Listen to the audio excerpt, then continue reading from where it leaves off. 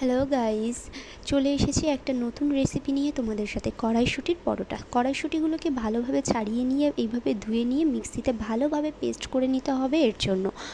অন্যদিকে ময়দাটা ময়াম দিয়ে নিতে হবে, তেল, নুন, পরিমাণ মতো চিনি এবং কালো জিরে দিয়ে।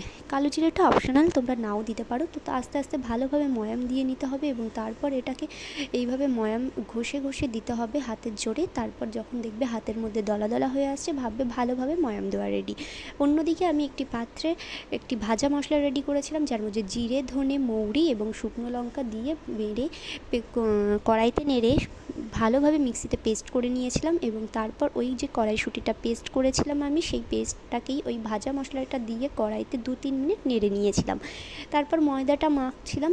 দেখো, ময়দাটা কিন্তু এরকম হালকাভাবেই মাখতে হবে, নরম করে, যাতে বেলার সময় কোনো রকমভাবে ফেটে না যায়।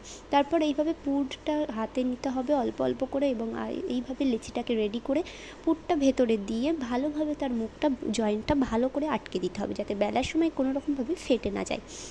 তো তারপর পুরটাকে এপিট ওপিট করে তেল দিয়ে হালকা হাতে এইভাবে ছোটো ছোটোভাবে বেলে নিতে হবে। তারপর কড়াইতে দিয়ে ভেজে ফেলতে হবে ঝটপট। তো তোমরা চাইলে এটা ডিপ ফ্রাইও করতে পারো, আবার কেউ কেউ এটা অপশনাল হালকা তেলেও ভাজতে পারে। আমি এটাকে ডিপ ফ্রাইই করেছিলাম।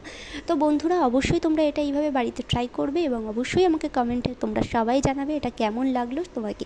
তো চলে আসবো পরের রেসিপি নিয়ে। Tata, bye bye.